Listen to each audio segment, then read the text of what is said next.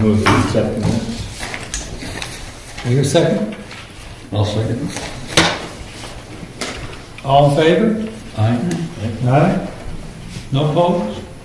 Still waiting? Aye. Okay. I'd like to just make note that we have a visitor. So Tom Wilson is here to look us over and see if we're an acceptable group to join. So we need to try to behave well. Do you have any comment on anything that's not on the agendas? I don't really know what's on the agenda, but that's the post office, and you're talking about low-income housing. Tom said he's been considering over the years, I guess, joining us in the planning board. I only moved up a little less than a year ago, so I'm typically not. Well, we love company. Can I join is it non-voting, can I sit at the table, or does the table work? Actually, it says you can't. I read all these rules. Yeah. You know. It does say that you're not supposed to, Yeah, no, rules of order say that you can't invite you up. But, you know, if you had enough selectmen here, they could swear you in as an alternate. And we need a quorum of selectmen. Of two, Yeah. at least, right? Yeah. And then he'd need to swear. If you Well, guys in between, sat on me, the myself, and I. table, I'd be able to speak. And the way I swear, you don't want to listen to it. chairs are on this side. It's true, yes. We have hard seats and you get the nice. But yes, welcome. And I'd also like to say that I just took advantage of the fact that there was nothing happening tonight on the planning board to get these distributed. Originally, I put in the agenda that we needed to re-examine the bylaws, but when I looked through the planning board handbook for guidance on how other towns do bylaws, there's nothing in there about bylaws, just rules of procedure. And as I looked at our bylaws compared to the rules of procedure, they're very similar. They cover the same topics. So we don't need both bylaws and rules of procedure. These suggested rules of procedure and conflict of interest form both came practically verbatim out of here, just adding in the town of Jackson information and little bits like that, whether appointed or elected, that kind of thing. So you didn't fix those typos that I suggested to you. Actually, I did, but somehow I must have sent either the wrong copy or I sent it before. I'm not sure what happened, but I did fix them. Yeah. It just okay. doesn't show up here. Okay. So I'm looking at, I picked up several. Did you? You picked up more on the show? Oh, yeah, there were 4. You read much better than I do that. So one thing we could do, I guess, is for me to just send out You did the... some corrections because you did update the chairperson. Yeah. But I must have sent that out before I finished them. Yeah. So I maybe can- I got the one with just one typo. Well, I did obviously send it to Julie Hoyt That's what I picked it up from. incorrectly. You know, Okay. even though I typed it out, I must have either picked the wrong document or I'm not sure what. But anyway, so what I could do is send out the corrected one to you via email. Did you send this to everyone? No, I just sent it to Julie. No, I just sent it to Julie because I figured it would take a long time to go through it and we might not want to spend the time on it tonight. And I was hoping people could just take it home and look at it that way if we didn't choose to spend the time on it now. Okay, I think the right answer is for us to allow for members to the board to take a look at these, review them for approval next meeting. Okay, I don't think there were any changes to the conflict of interest statement.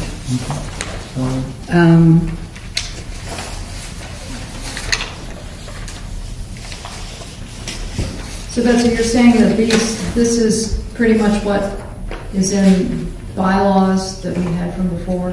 The bylaws are very, very similar. We had taken a look at the bylaws back in, I don't know, 2010 or something or other to make some changes, and we never did that, so far as I know. Okay, I remember looking at the subdivision rules. We did quite a bit with them, but I don't remember. Yeah, those we've got Messing with the newly bylaws. copied, newly printed a year or so ago, maybe. Yeah, right. And these rules of procedure and the conflict of interest are both in the appendix section of this handbook. Well, actually, sorry, this handbook. I was wondering about that before. No. Well, they're pretty bureaucratic in grass countries.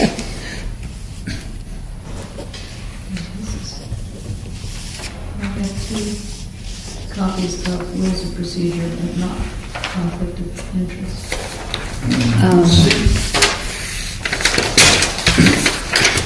Here you go.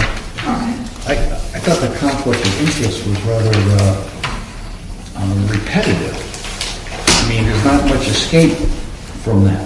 Right. Probably could have been done in one paragraph, but. Well, again, this No, is, actually, the way it's written is kind of circuitous, but it covers the Yeah. yeah, all Covers the all the half issues. faces that one might make. yeah. You may have a discussion that you find that after the discussion, I guess I might end up being in conflict with that. And I don't know if we've ever had that or been aware of it, maybe. I guess once in a while, maybe Scott, recused himself once for an issue on your family property or something or other, but that's I pretty recuse rare. myself. That's right, you did that too, yep.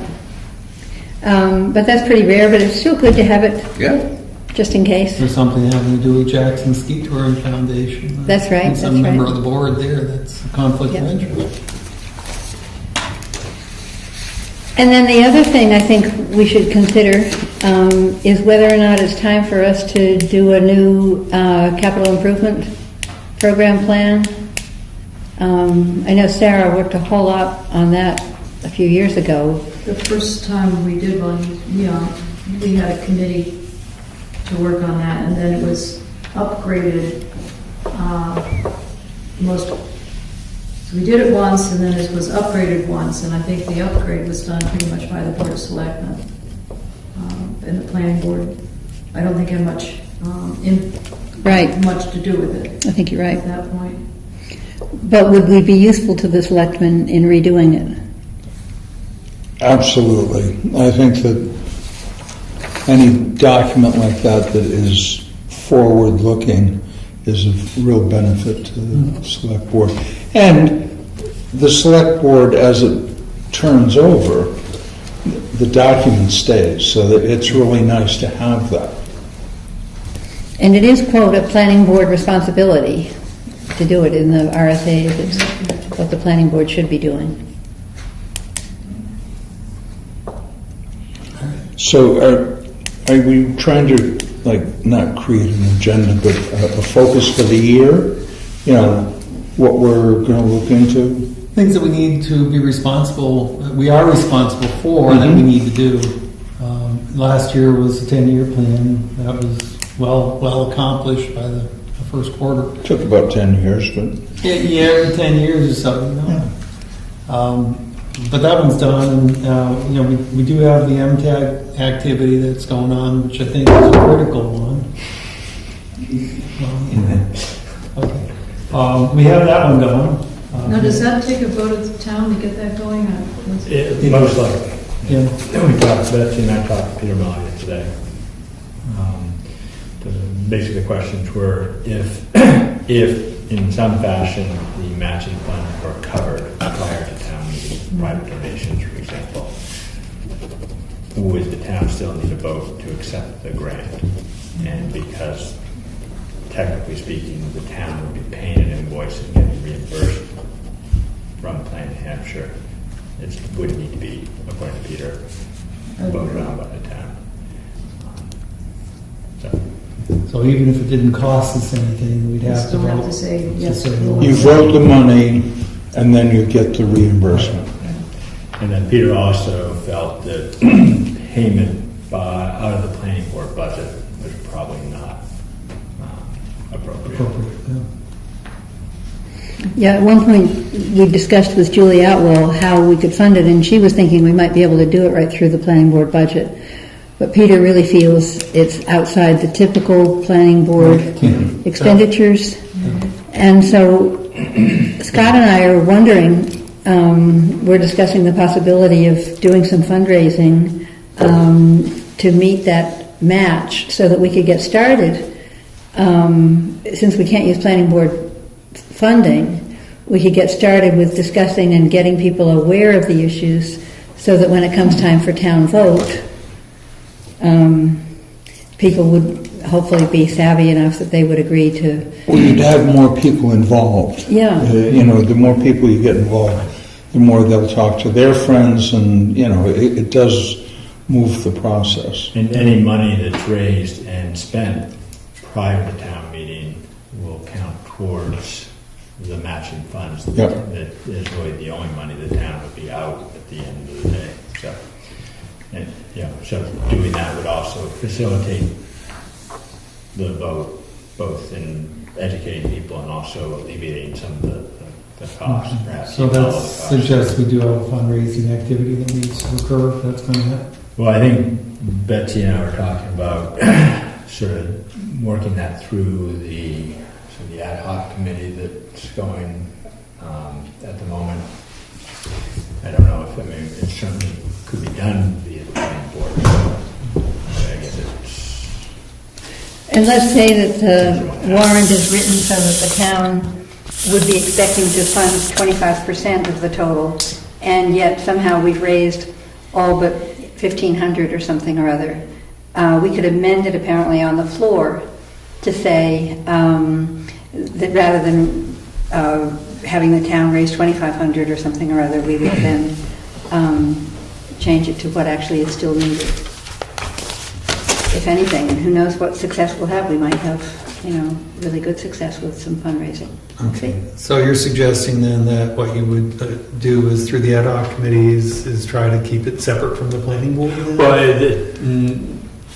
I think we're happy to at least start it in that way. If you feel that's Yeah. appropriate. But if you were successful enough to do that, This committee is a group that's, that are all people that are very interested in the topic, not that Right. we aren't, but it's a little bit more focused on the topic. Right. So I think this group would have a little bit more of an edge in talking to people and soliciting that than the planning board. It was They would have formed- one purpose. Right. It was formed following the the town meeting last March, where the question came up, how many people feel really strongly about needing workforce housing or low-cost housing or elderly housing or whatever. And so it was a group of people that said, yes, we're really interested in trying to make it happen. and then there were the rest of the group. And that committee is sort of just an open committee. Yeah. What we will be forming is a steering committee that will be a more formal committee that will be, members from the committee we were just talking about, planning board members, board of selectmen hopefully, and then, some members at large Right. as well. But does the ability to get these matching funds, does it say that in fact the town has to raise them? No. Or it just says you have to match them? You have to match it. And Okay. so we had originally hoped that we could get it from the New Hampshire Housing Finance Authority. And they say that they cannot do it because they're already funding Plan New Hampshire in general. Okay. And they can't fund it twice. Okay. They can't match their own grant. Match, right? Yeah. They can't give a grant towards their own grant. And we're not excluding planning board members from donating. Oh, I thought for sure we were. The corner we're in. Well, it's a conflict of interest too. This is an exclusive club, but not She's an like- excluded club. I'm getting, everybody wants their contribution this month. It's just amazing. Yeah. God, phone calls, mail. Considering tax planning is a great month to be doing it, yes. We would also welcome the donations in January. Don't feel you have to do it this month. Oh, Yes. okay. But the tricky spot we're in is that whether or not the matching funds are covered, it still needs to go to a town vote. Yep. And Huh. Yeah. So we'd be rolling the dice if we just put the matching funds to a vote along with accepting the grant. And we could also have a second warrant article that would follow if the first one failed, which would be if it could be raised through private donations, would the town accept it? But of course, if both those articles are, there, the town's never, they're just going to go for the private donations one because why not? Now, is this going to have to be on the ballot, or is it going to be a floor vote? It'll have to be. It has to be a It'll be a warrant warrant article, at as the I town understand it. meeting. Right, but it doesn't have to be on the ballot. No. No, it can't be, it's got to Can't be be. voted at town It's meeting a, it's itself, I a, it's a think. funding, it has to be on the town meeting. So Betsy and I are feeling that better to eliminate that matching funds part of the vote, or at least alleviate some through private donations, rather than hoping to, to basically rolling the dice and.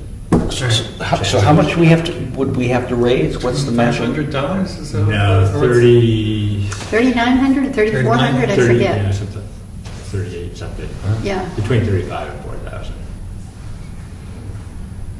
Okay, so. And there are going to be plenty of people arguing at town meeting that it's not possible, that it wouldn't work, we don't want it, et cetera. And so Well, Scott was they feeling, may be right, but that's not the Yeah. point. and Scott was saying that if at least we remove the monetary thing, that the town in general doesn't have to vote, yes, we want to pay it, that then people may be less willing to say, I really don't want workforce housing or affordable housing here. I want to close the bridge. So you'd have up until town meeting to secure funds. That's right. So, Or what we'll do is we'll write the warrant article so that it's asking for the matching funds and acceptance of the grant. And as Betsy said, on the floor, we will amend that article To accept. to either not include matching funds because those have been raised, or to we'll change the amount of matching it's funds. possible that you might be able to get the warrant written in a way that you could just have one warrant and just depending on the amount of funds that are not raised, what the additional amount might be. I think that would be possible. Is that something your committee group is going to do then? Yeah, that's where we thought that Okay. in terms of raising funds, and it's possible we can do this soon enough that it just gets written as accepting the grant, and there's nothing about matching funds in the warrant article. Right, right. As I said before, I think this housing committee is probably a little bit more positioned to ask for that kind of thing. Yeah, in terms of timing, though, on warrants, you might want to structure it just so that you mention it anyways, so that you don't have to amend. Oh, and I think we would put in the warrant, even if we knew we had the funds. Right. I think we would put in the warrant article that, this much money, that there are matching funds required, but it's been raised through private donations. I think that supports the article. I think it shows that there are people in town that really You can, are behind this. remember It's not them just being a board issue. worded such that you have the matching funds and the town, you'd be voting on adding to the matching funds, or you need a certain amount of money, which is raised in part or in whole by matching funds.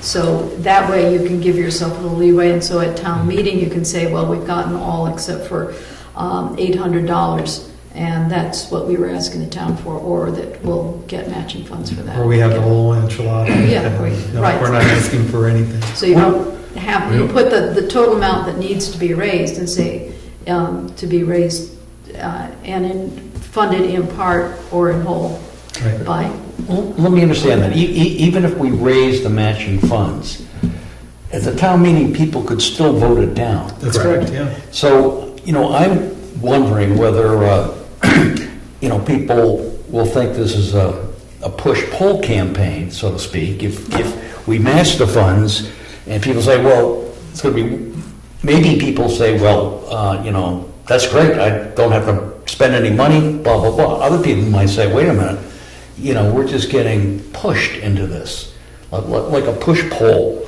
That's why you have a town meeting. Yeah, well, I'm just concerned about You that. mean that people may decide, I don't want to get that grant in the first place, we don't want to... I'm thinking that, yeah, exactly, that people might say, we're being pushed into this because they've already raised the funds, and, I don't know, that's just a possibility. I don't think know. if we can present it in a way where most people will feel that there could be some benefit for me as well. There might be additional condos so that seniors could move into it and have minimal effort put into making them be able to, live longer in housing without having to... And So they the whole had thing the about opportunity to vote it down. Yeah, there's not a lot of time. And, you know, I think it has to be presented correctly so you don't have that backwash that, hey, you know what, we've been, Which again You're is, right. you know, part of raising the funds is so that we can get going sooner with the consultant to do some of that outreach and education so that, you know, people are at least walking into it with whatever opinion they have, an opinion that's based on, you know, more information. Right. And I think more than anything else, that's what's going to make people feel comfortable with the whole process, is the more they understand the issue. knock on wood. Exactly. So, If they don't know, they vote no. right. So the more information you get out, Yep. the better. Yeah. And by doing our private fundraising, we can get a jump on it, we can get it started, bring in this consultant who seems to be really good with working with New Hampshire peoples. It better be. Yeah, We're New Hampshire people. And you know, I think there are ramifications that, you know, people, and even probably I didn't fully realize until I, you know, heard some stories and got further into this. I mean, you know, there are restaurants that had sections closed down all summer because they didn't have the staff to keep them open. And they didn't have the staff It's a because strong story. there isn't housing for people with those type of jobs. There isn't rental housing, period, no matter how much you make, really. And so, you know, you're standing in line longer, you know, waiting for a table or unable to get a reservation because we don't have housing. And so it affects people in ways that they probably would never realize. You know, just in They terms don't of think about quality. it. It doesn't general quality. immediately affect them. They don't. Right. But our police, our teachers, you know, our road crew. Or try to get a contractor or a subcontractor because you guys don't have the staff to do the work that's out there. Right. And again, Well, there aren't a lot of young people jumping into the trades, work for a right, living. there's other cultural issues too, yeah. and the whole educational issue is so important. You know, with all of the second homes that we have, there may be some of them that are adaptable to accessory housing units as part of them, and people might really, if they understood that, they might really realize, okay, so my house will be a little bit safer if somebody else is living here in, 3 rooms. Yeah, on the premises, yeah. Yeah, so part of it really is the education that Scott mentioned. But to answer your question, yeah, I think we're looking to see what it is, should be on our plate for this year.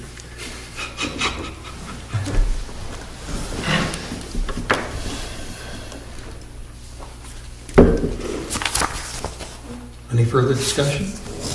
Not from me, I move adjournment. I'll second that. As usual. I have my hat on already. I'm ready to go.